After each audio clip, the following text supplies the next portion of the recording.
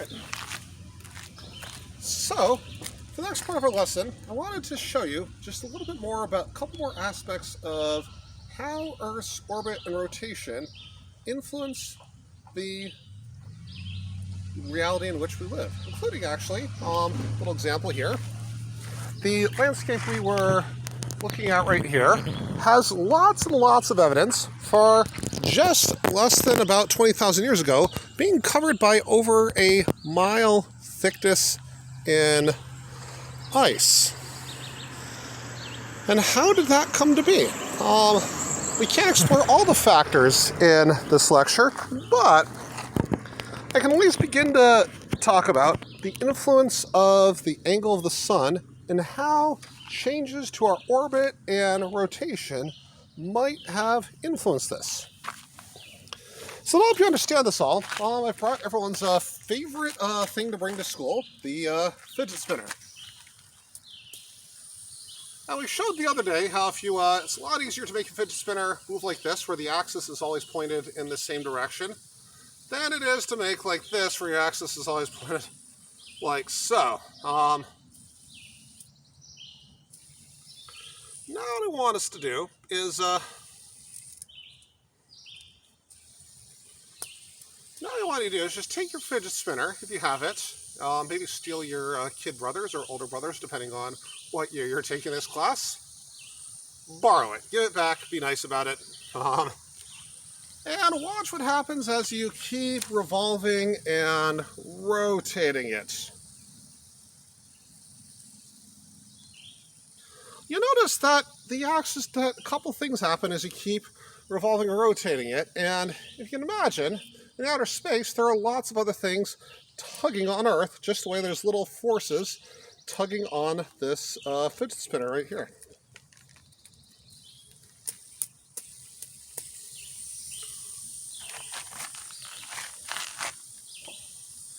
You notice that from time to time, the fidget spinner, sort of the steepness by which its axis is tilted, will change over time in kind of a somewhat rhythmic fashion.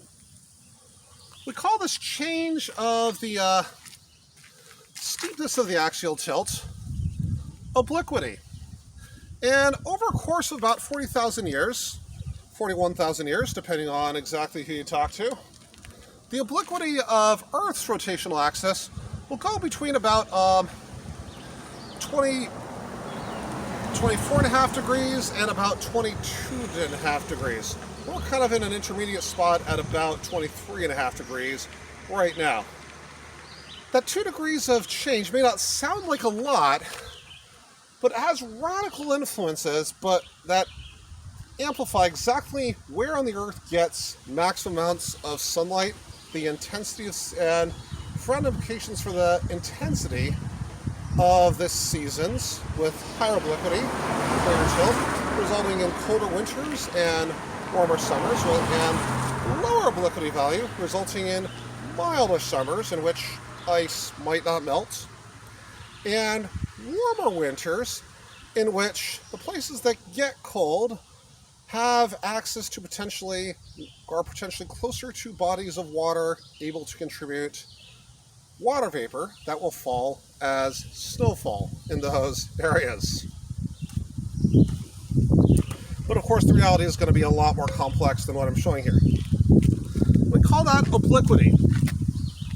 The second thing you'll see here, and you notice this more if you have it a little bit flat, is that it kind of wobbles. Like so.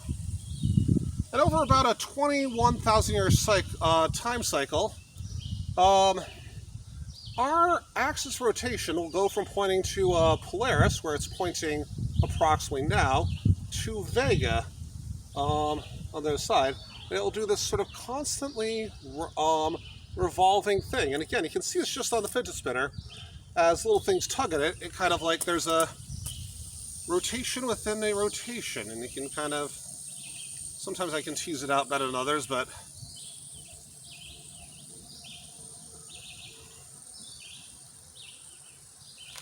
we call this precession.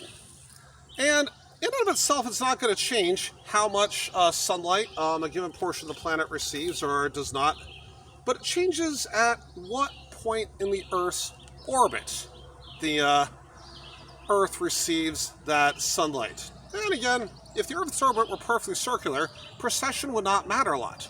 But, surprise, Earth's orbit is not a circle. In fact, here it is, a beautiful June day in late June in New Hampshire, and we are actually further from the sun than we're going to be at almost any other time of year. It's July 3rd represents a period of time called the aphelion, when we are as far away from the sun as we get to be during a given year. And January 3rd represents the perihelion, at which point we are about as close to the sun as we are going to be in that year. And that's because, if you remember from our history of astronomy lecture, all planets orbit with some degree of eccentricity. Now, what if I told you that that degree of eccentricity also varied over time? And so over time scales of about 100 to 120,000 years, Earth orbit will go from being more circular to more elongated. And so when you combine that with the precession, that is going to cause you to either have northern hemisphere summer when you're closest to the sun, which will have more intense summers and colder winters in the northern hemisphere, or southern hemisphere summer. Yep. Will take place in. And this is going to also affect evaporation and precipitation patterns. And so we call these three factors the Milankovitch forces, and combined with other elements within our Earth climate system, they will